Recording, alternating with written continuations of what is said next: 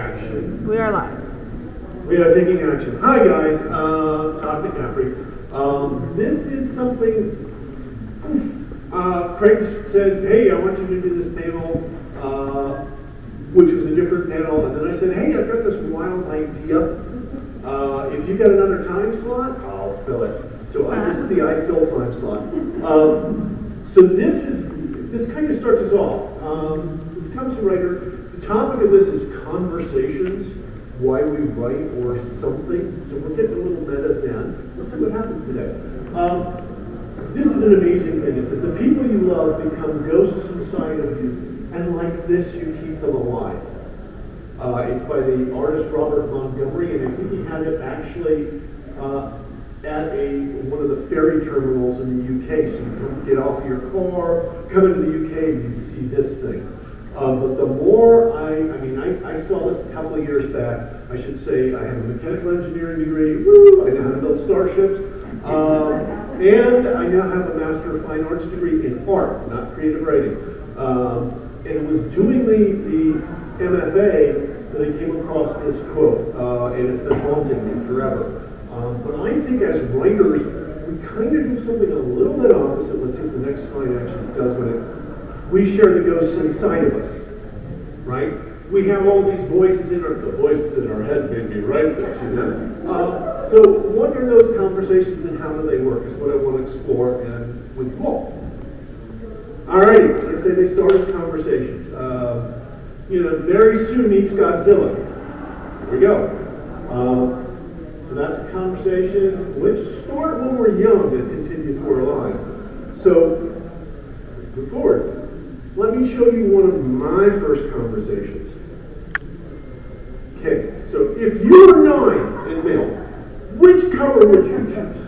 You know? Yes, Space Cat. Okay. Now, the one on the left is a 1961 April fantasy and science fiction, which included Anne McCaffrey. And if I remember correctly, it also included Daniel Keyes' Flowers for Algernon. So looking back now with a lot more than 9 years, this would have been the better pick than SF. But, we change as we grow older. So we'll see what happens next. So in 1966, I was kicked out of the front room in my house by my mother, who wanted to think. As I left, she said, "And what do you think about dragons?" And I said, "Why dragons?" She said, "Because dragons have been given a bad press." Anne McCaffrey, that's my mom, brought the partially finished Weir Search with her to Milford's Writers Conference in Milford, Pennsylvania to show her agent. Now there's a whole bunch of stuff in here. Milford's Writers Conference was this idea that we'll get pro writers together and have them submit short stories for critique, and we'd really build up the craft. It was invented by Damon Knight and Kate Wilhelm, and included all sorts of amazing things. And it was kind of the initial template for the whole Clarion Writers Workshop, and therefore it has definitely influenced even here in 20 Books to 50K. It sort of was one of those seminal things. Anyway, so she showed this Weir Search thing to her agent. It wasn't finished. And her agent said, "Oh, Anne, do please finish it." Conversations. People helping you along. People saying, "I like this. Please write more." Oh, yeah, there's the cover. That's a beautiful cover. It's an Ian Schoner. He's no longer with us. It doesn't show all the detail. You don't see this very well, unfortunately, because that's a copy of an old thing. But look at the size of that dragon. So anyway, here's Mom saying dragons have been given a bad press. This is in 1966. You all don't think that anymore. Because the conversation was, let's go rehabilitate dragons. Dragons have been rehabilitated, even though one her named Daenerys, kind of made a mess of the city. Let's not go there, that's George's fault. There is. Okay, so when Mom finished the sequel to Weir Search, her editor at Analog said, "This doesn't work for me, but it'll make a perfect bridger for your book." Another conversation. And Mom said years later, and that's when I realized for the first time I was writing a book. So she went on to write Dragon Rider, which is actually done in 2 parts. That's part 1, another beautiful cover. Weir Search and Dragon Rider, and I think I got it right. Weir Search won the World Science Fiction Society's Hugo Award, which is awarded by by fans for best writing, and Dragon Rider won the Science Fiction and now Fantasy Writers of America Nebula Award for best novella. So moved on to be award-winning. Okay, and then the three parts became Dragonflight, and that's the first cover on the left, and one of the more recent, but not the most recent cover, because people have done silly things, of Dragonflight. That's a Michael Whalen cover, and there's kind of another conversation there. Okay, so, this is moving a little bit faster than I, but that's cool. So when Mom started writing the sequel, it wouldn't work. Finally, she was invited to spend a weekend with her editor, the amazing Betty Valentine, and they went through the manuscript line by line. And Betty finally said to Mom, she says, Anne, it's not Fenor and Lessa's story, this is Fenor and Brecky's story. And as Mom said, and that's when the whole story fell into place. Whew, another conversation. This cover, I use this cover for Dragon Quest because when we got the cover flat in, we knew somebody looked almost identical to that guy. We had not done anything. It was another one of those, woo! Anyway. So, it wasn't until The White Dragon, though, in 1978, that Mom started to become a best-selling author, 25 years after her first publication. Remember this. Pretty much everybody who will tell you who's big and famous now said, it only took me 30 years to become an overnight success. So when you're sitting there in the dark night of the soul going, oh my gosh, 25 years. And this is the beautiful Michael Whalen cover, and it literally, books were flying off the shelves because of the cover, and something we tend to forget these days. So, people are taking pictures, this is good. Hey, I'm all for taking pictures, I'm just going to go on, and I want to make sure you get your picture. Okay, Stan Lee. The only advice anybody can give is, if you want to be a writer, keep writing, and read all you can, read everything. I think it's another conversation, guys. Ta-da. All right, so somebody we know. Alrighty, this was the original start. I just went through this whole thing last night because 20 Books at 50K is really inspirational, and it challenges you as a presenter to do the very best you can. Anyway, alright, so this is the beginning of 2022. 36 books published, nearly 2 million words in print. Yeah. Keeps on. It's not fast enough. About time. 7 new books, 2 collections, over 500,000 words in print. I thought this was pretty good, and then I saw the superstars up there going, I have 245 books published, I've got another 50 in the closet with it.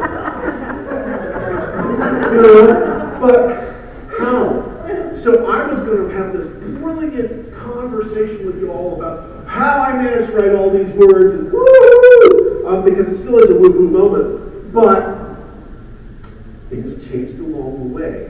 Funny thing happened on the way to the forum. Alrighty, so my question was, how did I get there? Last year was like 143,000. This year it's 500. Actually, it's 601,000. But who wants to write? Book 8 is in pre-order now. Anyway, how did I get there? Right? I had a theory, and we will explore this theory if you'll permit me, and then we'll actually find out what I learned. Okay, so for me, and I think this is one of my suggestions is go back and think about this. This changed the way I looked at things. Some of the books, that started you on everything, okay? In no particular order, except maybe Time for the Stars, Lord I Like by Roger. This is all science fiction-y, because science fiction-y. Lord of the Rings, fantasy. Narnia, fantasy. Dorsai, yay. Anyway, a whole bunch, this is 12. And a whole bunch more, and the Dragonhold Library had at least 3,000 titles, and I pretty much read them all because, if you're looking for whale readers, hi. So current reading, this is my way to go say, go buy these books, or not. So this, I just ran across Amari and the Night Brothers, and the sequel, and I'm waiting for the third, and then this one blew me away.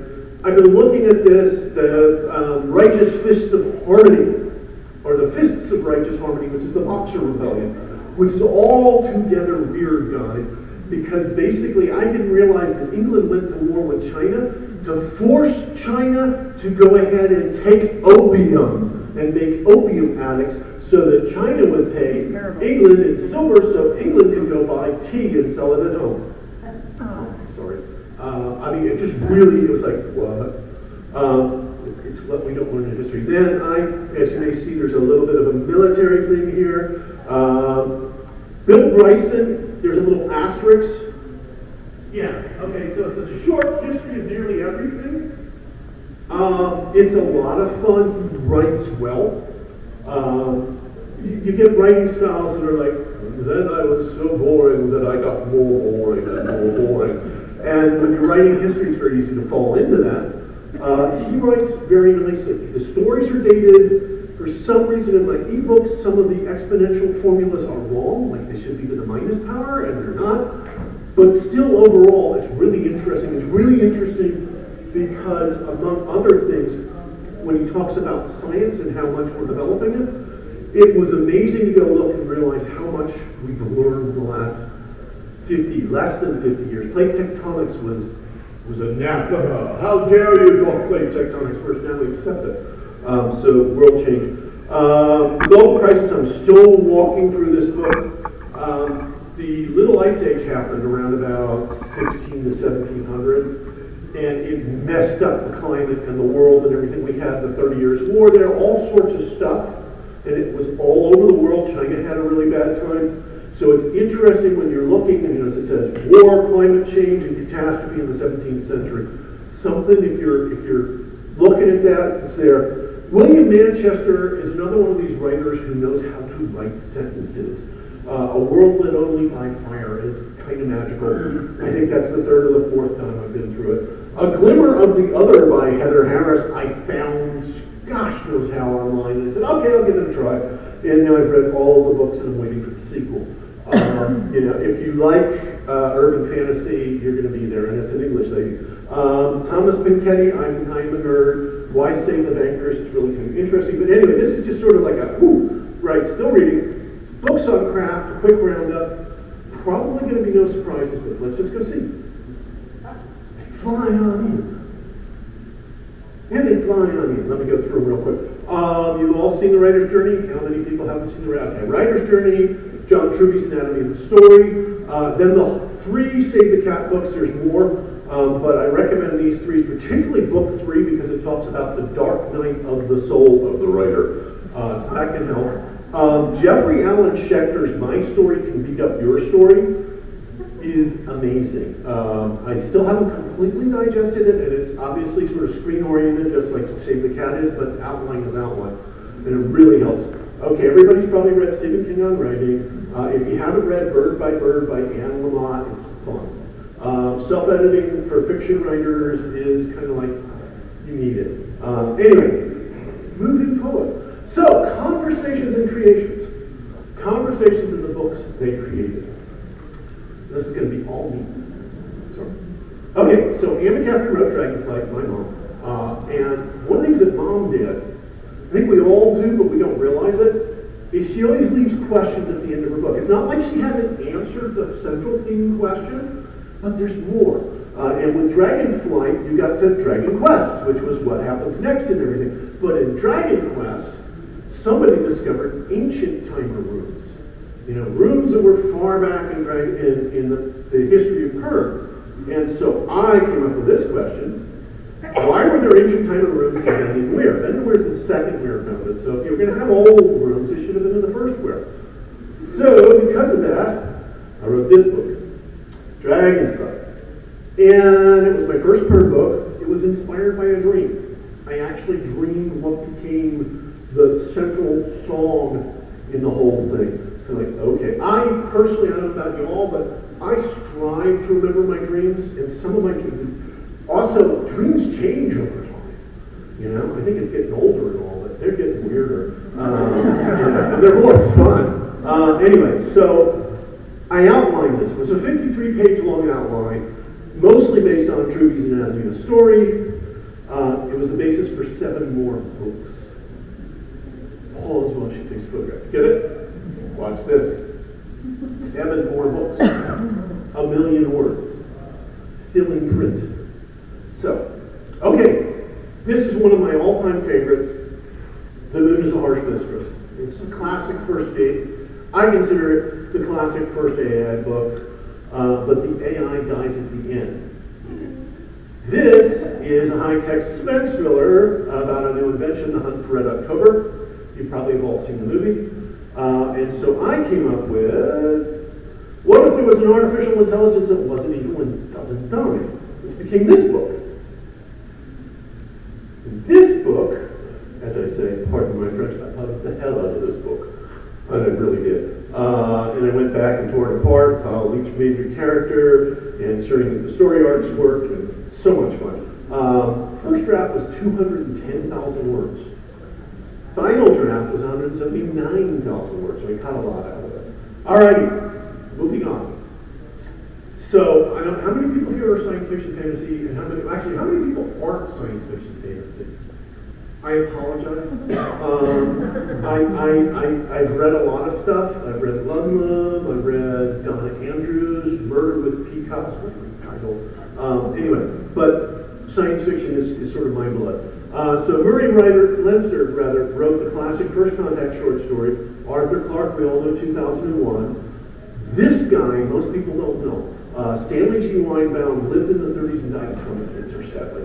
But he wrote what I consider probably the best First Contact and alien story called The Martian Odyssey. It's the only time when you get aliens that are really aliens, they're not humans in different bodysuits. Anyway, so that inspired me. My conversation was with these books. How about the First Contact with a twist? So this guy. It started, and again, this is going back to the conversation. Mom's lawyer said when we first met, how come there's no science fiction book about lawyers? Now, he was wrong, there were a few.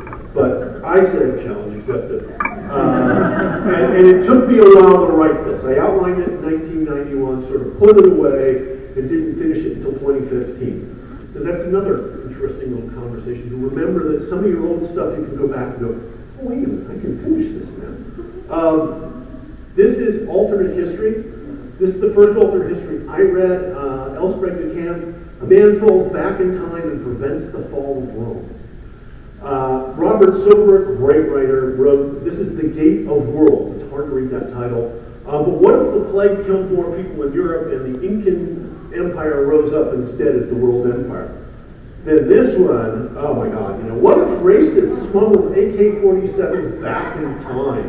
The Guns of the South by Harry Turtletaub. It is a classic in its own right. The next book is Bloody Jack.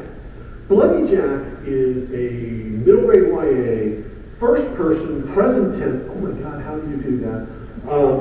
And I picked it up because of this. Look at this, guys.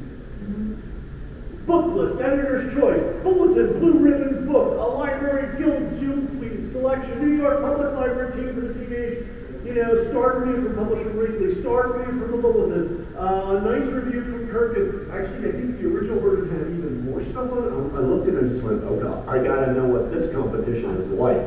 It was really a lot of fun. So that sort of informed things, and of course Diana Gabaldon. I was told that I couldn't read it because I was a boy.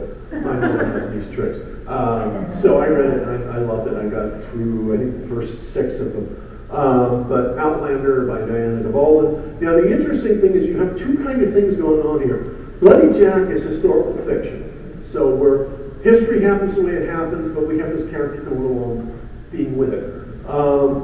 Lest Darkness Fall and The Gate of Worlds, well, Lest Darkness Fall and The Guns of the South are outside interference. The Gate of the Worlds is different, something different happened in the timeline. So they're all kind of different. Then, I read a lot of nonfiction. This is called The Most Powerful Idea in the World by William Rosen. And it's all about, well, as it says, I can't read it there, a story of steam industry and invention. So all this conversation came to, what if the Industrial Revolution started 30 years sooner? And I have 3 books. Book number 3 is just coming out, answering that question and going there. And it's been a lot of fun. So I wanted to write an alternate history where there is no time travel, no outside help. It's a first personer, it's not in the present tense. I'm not sure I'm ever going to do present tense, but we'll see. I outlined it using Truth's Anatomy of the Story. I also used some of the writer's journey and some of the 15-point outline with Blake Snyder's. I mean, I basically outlined it multiple different ways. But I pantsed the 2 sequels. So sequel number 1, The Steam Spy, is out now. The Steam Crown is coming out, I think, December 2nd. Anyway, moving on. So,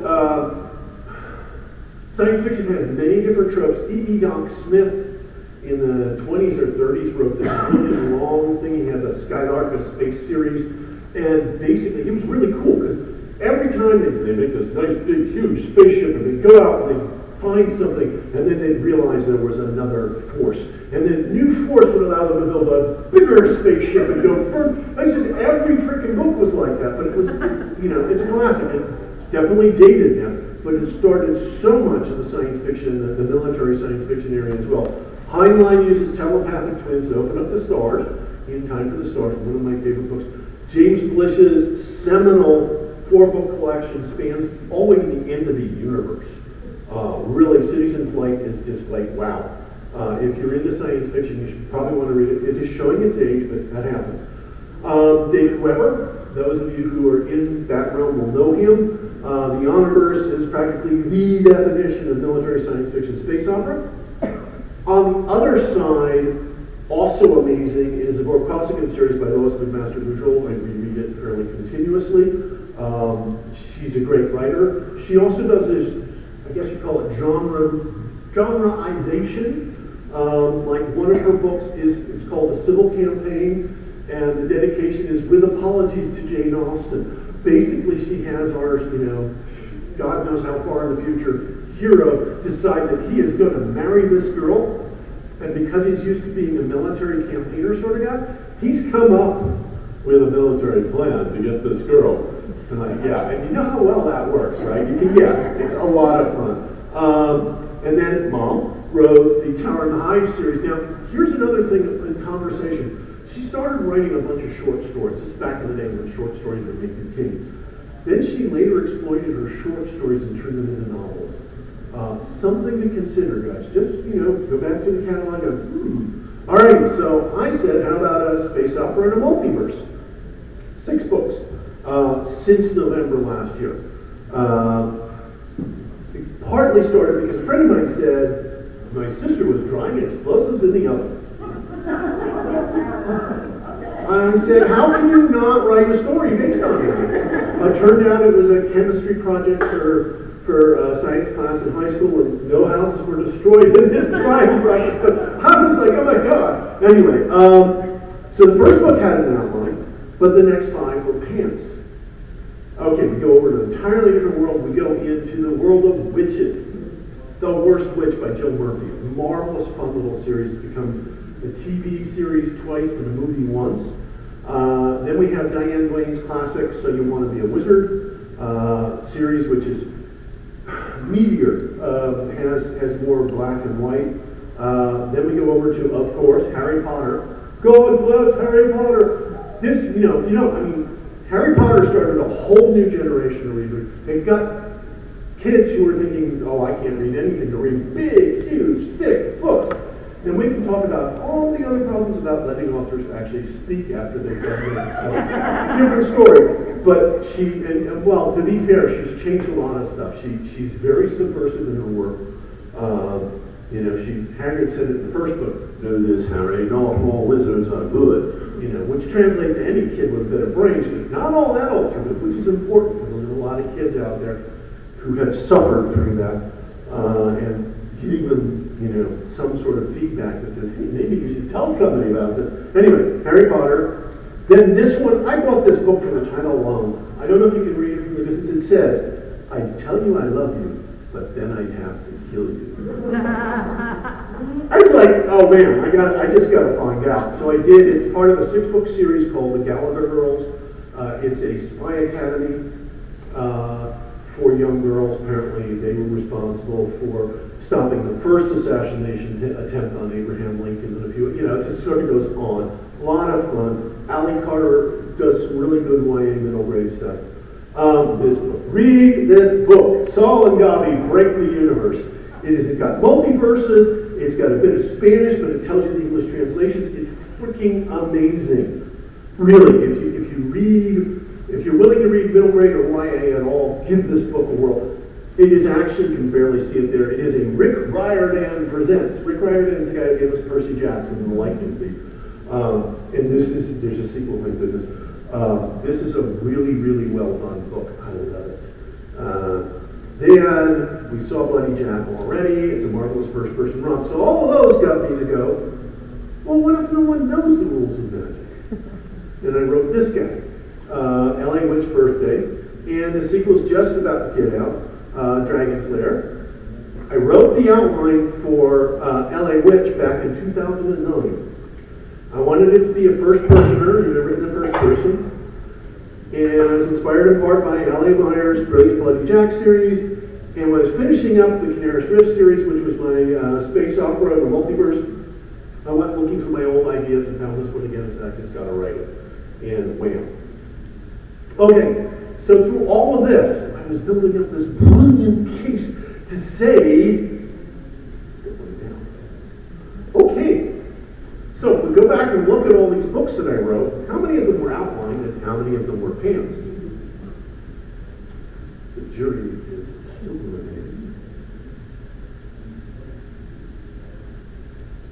So the total is 6 were outlined, 9 were pantsed. But what I thought I was going to prove was, well, write what you love, which I think so, but I thought I was going to prove that pantsing is better than outlining. Yeah, apparently not. All the pants books on this are sequels.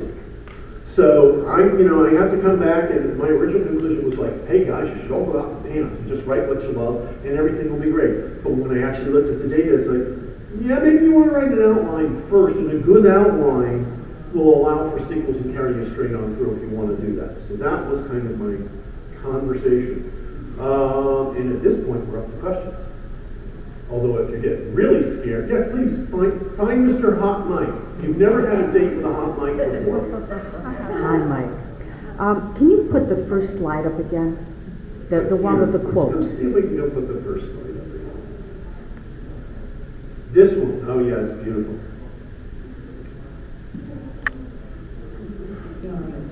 It's really, because it speaks to us, and we're losing people. I'm losing people. I lost my mom in 2011, but my mom is kind of like easy. My mom's in my head. I want to go talk to her. Sure. We had this brilliant conversation once because I have written on Byrne, and I said to her, I was in LA at the time. She was in Ireland. I said, Mom, I don't have to write just as good as you. I have to write better than you for the Byrne fans to like me. She said, oh, yeah, I suppose that's true. And then, good luck. And if you haven't read Anne McCaffrey, she writes. There's a number of sort of like axes on what works as a book for me. One is the quality of the writing. Does the writing pull me in? And then the other is the idea.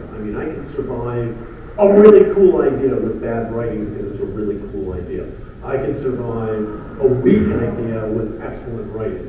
And what I like is the in-between, but Mom was really good at this stuff. So it's fun.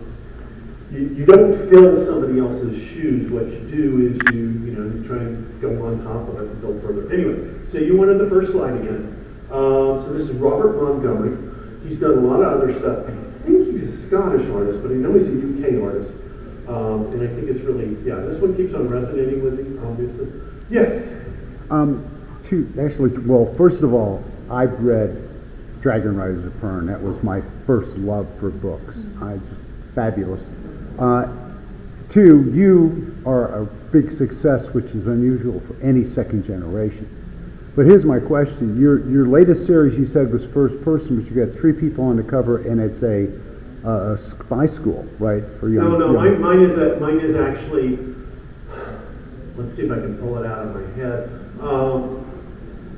My name is Holly Ivan McNee, and my dad disappeared the day I was born. There were a bunch of big earthquakes.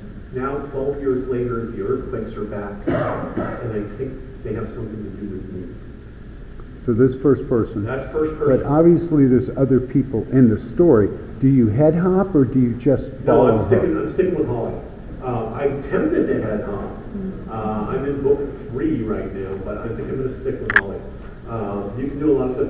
There was L.A. Meyer did this really marvelous cheat in Bloody Jack and in the later books, where you'd have somebody writing letters, and so you could fill in side story and backstory by having these letters. They were addressed to our heroine, finally he got it to the point where he's having people leave mental letters, but it still allowed him to do other people's point of view. I'm probably not going to do that, but yeah, I mean, Harry Potter basically stuck to Harry's POV the whole time, except for a little bit the Half-Blood Prince and a few other places.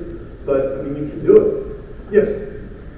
This is more of a comment than a question, but I guess when you're talking about conversations, when you read books, you are reading it, you're understanding what they're saying, you're understanding the points they're making, understanding the questions they're posing. Then you flip around and say, what question do I want to ask? You write. People read the points you're making, the questions you're leaving. Then they say, okay, what do I want to like? They're continuing. We are in You're constant continuing the conversation with each other. Yeah. We're in conversation with our past. We're in conversation with other books. And it was weird looking at this. This actually came from art school because somebody pointed out that Andy Warhol, you know the can of Campbell's mushroom soup that's so famous? It was a conversation. I didn't know this. I thought, what's so big about a can of soup? But he was telling people that, they were complaining about his art because he was doing screen printing. He said, okay, so here you go. I make mushroom soup. Tough. It was a conversation. And that's such a weird thing for me to go, oh, yeah, books are conversation. We are in conversation with each other, and our books allow us to converse with millions of people. It's amazing. Now, the problem is, as I said in another talk, we have our world, and we freeze dry it down to words.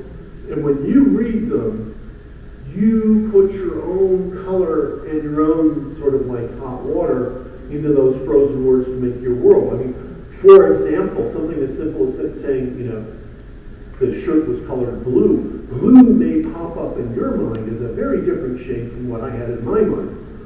Which is why sometimes books don't work, is because what you add back to the work isn't, it doesn't work for you. You got different taste buds. Cool. And that's something as writers we have to get used to. It's like, those 1-star reviews, guys, cherish them. Don't read them, if you have, unless you've got really thick skin. But cherish them, because somebody took the time to say, I hate this book. And it's like, okay, fine, I got your money. That's all you can do. So anyway, yes. Do you find sometimes that if after you finish reading a book, your conversation comes out of, I would have done that differently, and then you kind of riff into another, what if, and then it goes into the, what if this happened instead of that? Sometimes. Usually I find my conversations become more involved. I mean, when I was preparing for this thing, I was kind of surprised about, because I don't sit there and say, okay, I'm going to take this book, this book, this book, and this book, and then I'm going to make a book out of it. This is looking back after. It's like, oh, wait a minute. I read all these books. These are, and oh, hey, look at the books I produced, and oh, there's this match.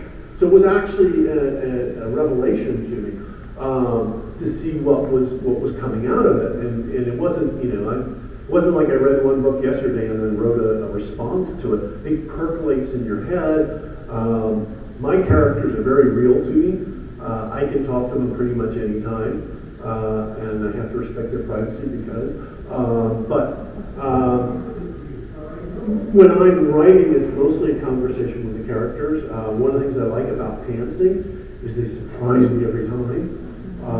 Also, so my mom used to know where she wanted to go, and then she wrote. She never outlined, and I thought she was nuts.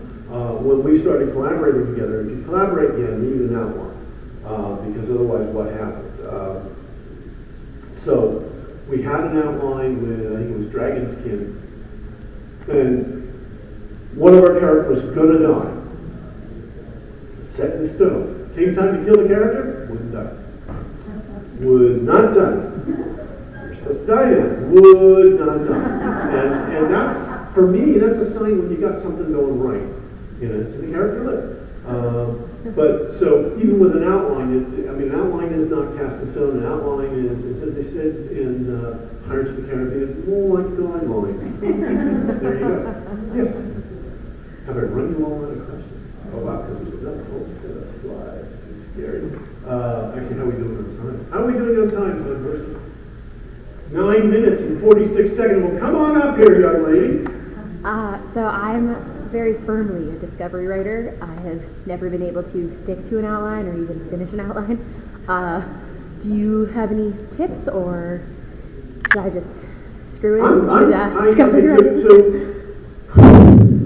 There's a large conversation going on about find the genre you love and write in it.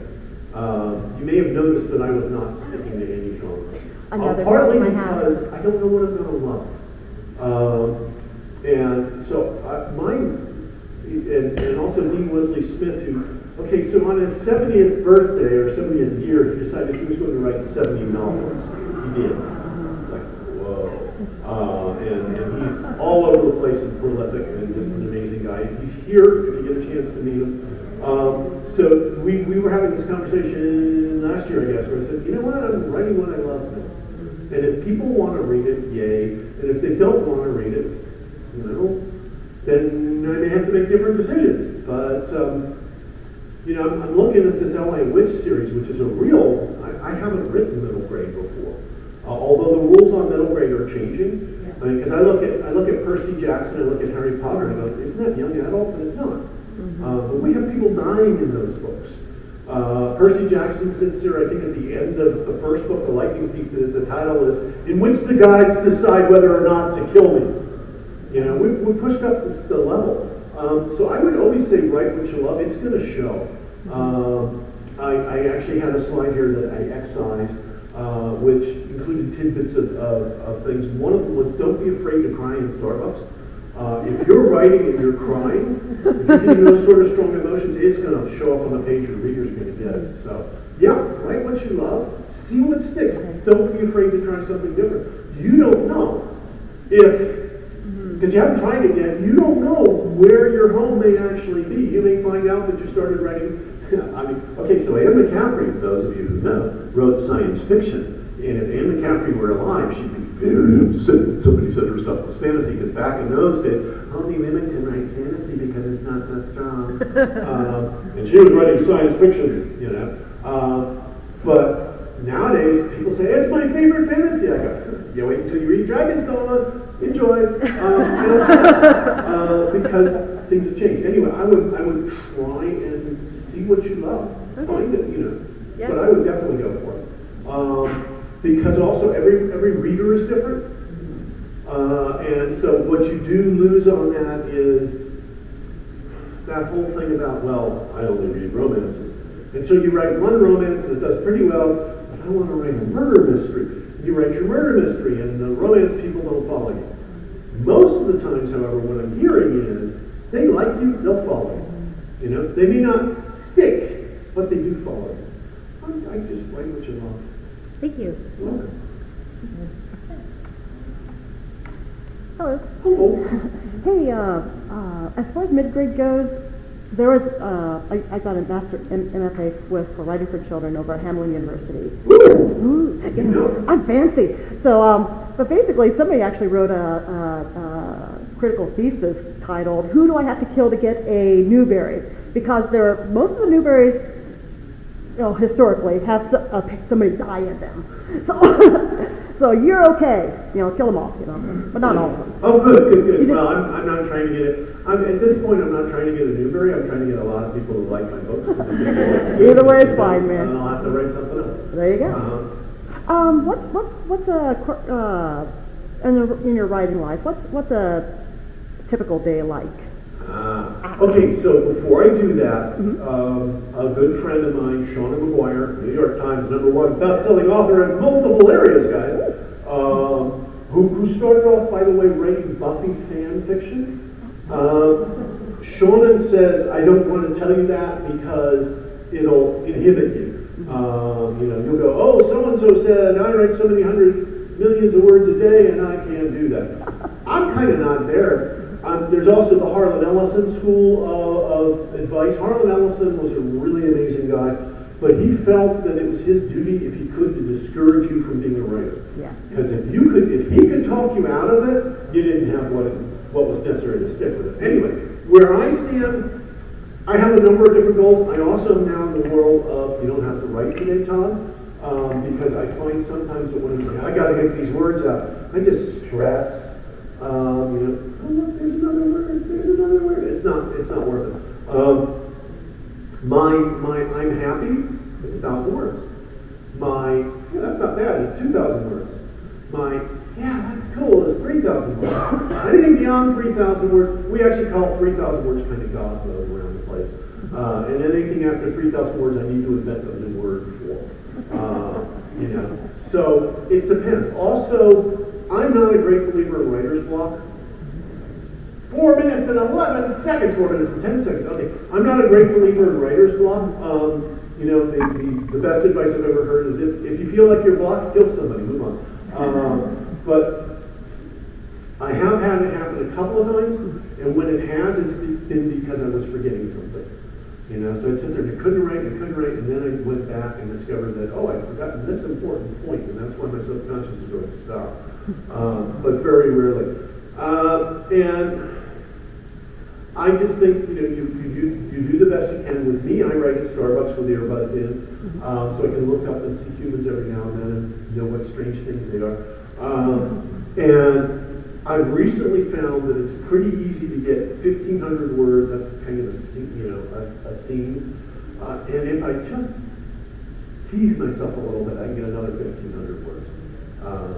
But that's kind of where I am. All right, we have time, the most precious commodity is leaving us right now. No more questions? I was interested, since you said you both pants and plot, which one do you find is quicker? Well, the whole presentation was it was supposed to be, look, pantsing is so much better. But when I got through all the data, I was kind of like, wait a minute, there was an outline behind everything. And I think I still want to say pantsing, but I'm beginning to think, I don't have time. We have a couple of seconds. Come on, machine, behave. And this guy's so cute, it's got a touch screen. Dear God, I love it. Let's see if I got this here. Okay, so I've been playing with Midjourney. And let's see if we can get this slide to behave. Good. Okay, so starting points. And I said, aren't these characters just begging for a book? I think they are, aren't they? Okay, to me, it's just like, whoa. And so I went and I said, I'm going to go pants this. And I made the cover because I can make covers. It's not that hard, guys. It takes some learning, but it's Photoshop. So I have the cover, man. The covers are really cool. One of the things I've been discovering with my writing style is every now and then I'll be writing the book, then I'll go, I want the cover, and I'll make the cover because I can do it. And then I'll be sitting there with the cover sort of really pulling me along. So with this one, just kind of looking at them, I decided that Keisha was the center point character, that Chloe, the little girl, was an interesting thing, and that Tans is the main plot turner. But I don't know where I'm going with this thing, and I may have to go back and I came up with a couple of rules along the way. It's kind of like, okay, so we're going to have time travel in this book. I try to avoid time travel because it's messy. And then it turns out that Chloe, she's not quite there. The first time we see her, she's a hologram. And she's mostly hologram, and then all of a sudden she's actually got a real body, and there's this whole don't want to tell you why story behind it. She doesn't want to tell us why. But the problem is, pantsing can get really messy quickly. So I'm kind of, I don't know. I like to save the cat because it helps me a little bit. My story can beat up your story, has some really good stuff, but man, I'm kind of half and half. I will say that based on the evidence, having an outline, 31 seconds, good, I'll finish this. Having an outline really helps you do all the sequels. You can pants the sequels. So you might want to consider that, outline for the first one, pants away on the sequels. Love you.